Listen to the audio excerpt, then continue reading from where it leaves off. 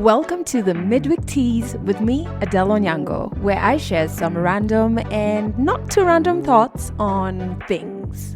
And in this episode, I want to talk about my life box. I think I told you about it a couple of weeks ago, and I was like, you know what, I'm going to prepare an episode where we unpack what the hell it is. So just like very many people, and maybe even you, I've had moments in my life where life just seemed really bleak and really dark, and I couldn't see the point anymore.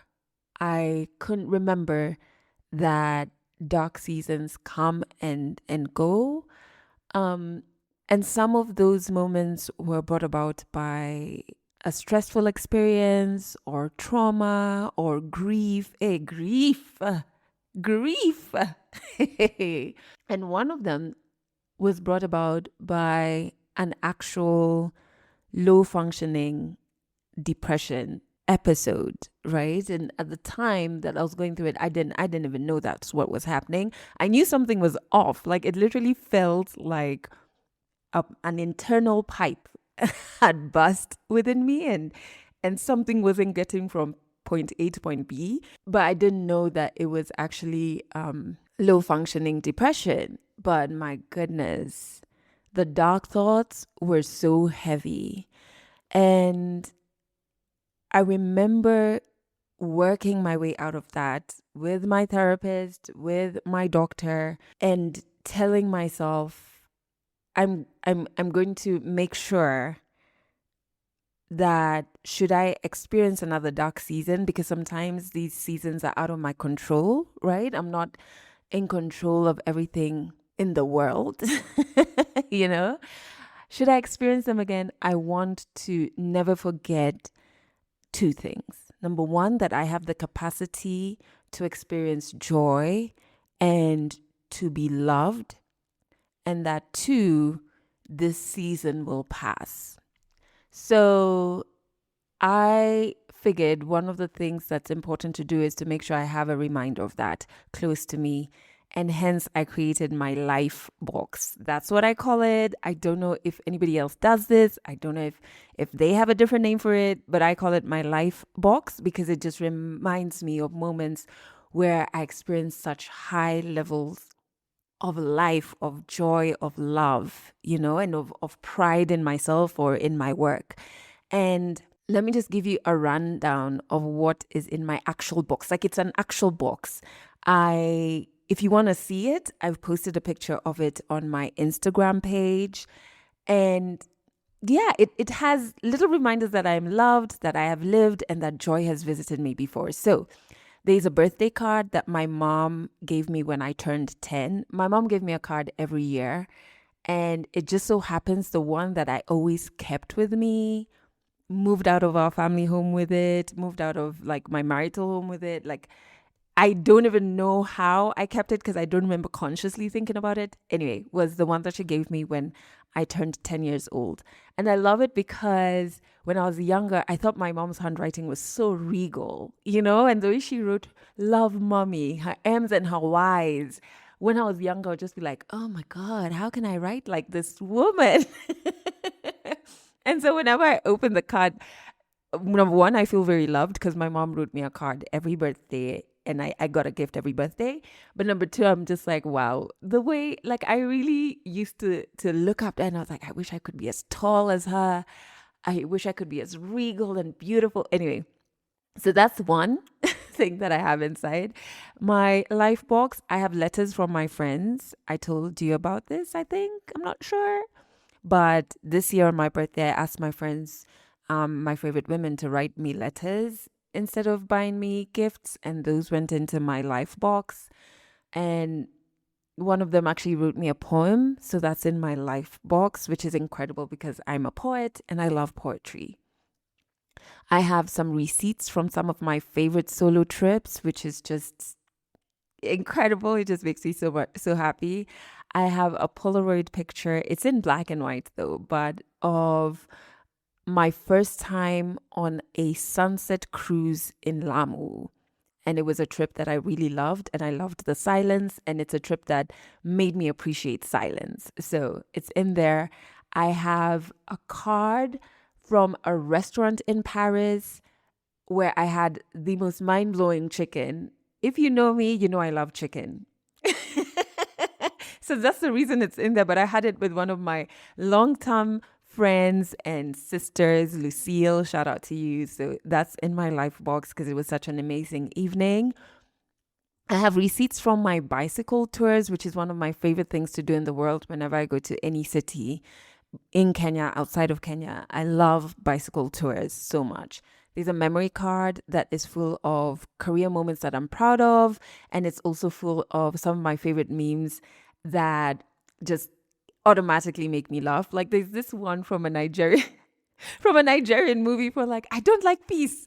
I like problems. I love that meme so much. So it's in there.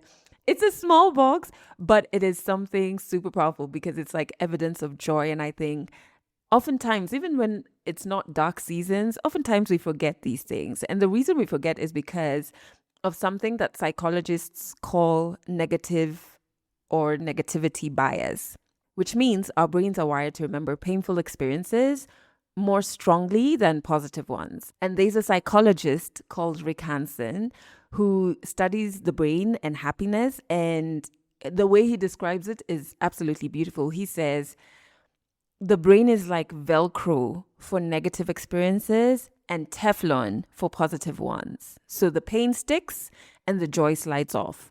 So if you've had hundreds of moments of laughter, connection, pride, love, yummy moments, and one painful moment, that painful moment can overshadow all of the dope ones, which means we often forget how loved we are, how much beauty has already existed in our lives. And that's where physical reminders like my life box become powerful, because sometimes if you rely on your brain's memory alone, it's just not strong enough.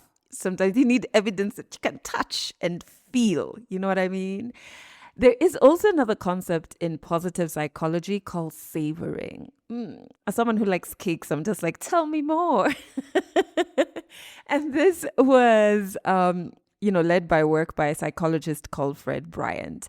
And he describes savoring as the ability to intentionally notice, appreciate, and revisit positive experiences. And the research behind this shows something super fascinating, that when you revisit a joyful memory through photos, objects, music, journaling, my to receipts, my letters, your brain actually reactivates the emotional state of that memory. So it's almost like you're being transported back to that moment, at least by the emotions, right? So your brain can re-experience the warmth, the laughter, the pride, the love.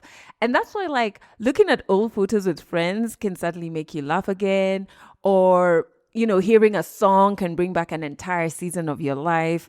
And so when I open my life box and I see like the card from my mom or a receipt from a solo trip where I remember sitting by the ocean thinking, wow, this is my life, my brain doesn't only just remember the moment, it refeels it. Isn't that powerful? And another reason something like a life box can be powerful comes from the attachment theory, right? And this, I like crediting all of these theories and stuff. So I'm sorry if I keep name dropping these guys. But there is a psychologist called John Bowlby. He discovered that humans regulate their emotions by feeling securely connected to others. So when we're reminded that we're loved, even symbolically, it can help calm our nervous system, right? So think about it. Like if you open a letter from a friend, a photo from a joyful moment, even just a message someone once sent you, maybe they were telling you how proud of you they are or how much they love you. These objects become anchors of connection, right? Even if the person isn't physically there, your nervous system still remembers that you are loved and you are appreciated. So some therapists talk about creating a psychological resource bank, which is like a collection of memories, reminders, affirmations that you can draw from during hard moments. Because when life gets heavy and like you have doubt creeping in and just like sadness, we tend to forget the good things, right? So we forget that people exist who love us. We forget that there were moments where we felt brave or we acted brave. We forget the things that we've already survived. And so a life box becomes like a personal archive of like your human experience. You know, it's proof that your life has contained joy, proof that you matter, proof that you have lived, moments that are worth remembering. And not everybody needs a physical box. I do, but I think the principle is the same. So, it's all about creating a place where the beautiful parts of your life can live. So maybe you can have a joy folder on your phone. You just create a folder right now as you're listening to this. I'm pretty sure your phone is in your hand somewhere, right? Called Evidence of Joy. And you can screenshot kind messages and post them in there. Photos that remind you of good days, memes that made you laugh. I'm all about my memes, yo. And on hard days, you can scroll through it.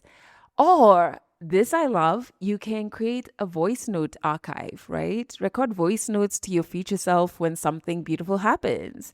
And you can start them off with like, I want you to remember this day that da da da da.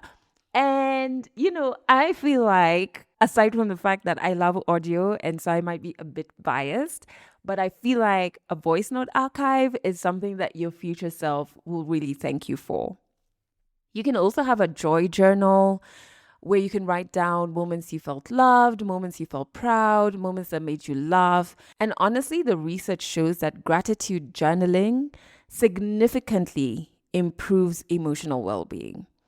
Another thing you can do, I tried to do this one and then I just kept forgetting. So I kind of gave up. But it still exists. It still exists. I just haven't dropped anything in it in a long time. Is a memory jar. At the end of each week, write down one moment that made you smile, fold the paper, put it in the jar, open it at the end of the year, and you'll just like, can you hear the smile I have? Can you hear the smile I have? That's what you're going to feel when you open it, right? You can also have a digital highlight reel. I actually do have one of these on my Instagram page. It's called Moments. When I started it, I thought it was going to be about career. So I think even the first highlight in it is from a campaign where I was on a billboard. And then I just started adding moments where I was dancing, and it became more expansive than just career moments. So it could be a private album or public, whatever you want, that holds like your career milestones, moments of laughter, friendship, small wins. And it's just a reminder of how far you've come. All of these things are so important because like life moves really quickly and we just like rush from one problem to the next, one goal to the next, one responsibility to the next, one bill to the next, because adulting and capitalism, right? And sometimes in that rush, we forget that life is actually made of tiny, beautiful moments. A friend's letter, a bicycle ride, a card from my mom, a meme that made you laugh so hard you had to sit down, or like me, you were crying, right? These moments are like threads that make up life. And sometimes we just need to have somewhere safe where we can keep them. And it's not that we're living in the past, but like I genuinely think we deserve to remember the beauty of being alive. So, as you listen to this week, I want to know, if you created your own life box, what would go inside it? Would it be a message from someone that really, really felt like a warm hug? Would it be a plane ticket from a trip that completely changed your life? A photo of a younger version of you who is braver than she realized? What would go into your life box? Wherever you're listening to this, if you feel like it, drop it in the comments section. But I think you should start. I think you should start. Start now. It could be a box, a drawer, a folder, a jar, and start dropping the evidence that you have been loved and you have experienced joy and you have lived beautiful moments in there. And just also as you're doing that, remember there will be more moments like that, always more. And if you connected with this episode, please share it with somebody that you love. Thanks for listening to the Mid Week Tease, a Legally Clueless Africa production. Episodes go out every Wednesday, and you can learn more about us by going to legallycluelessafrica.com.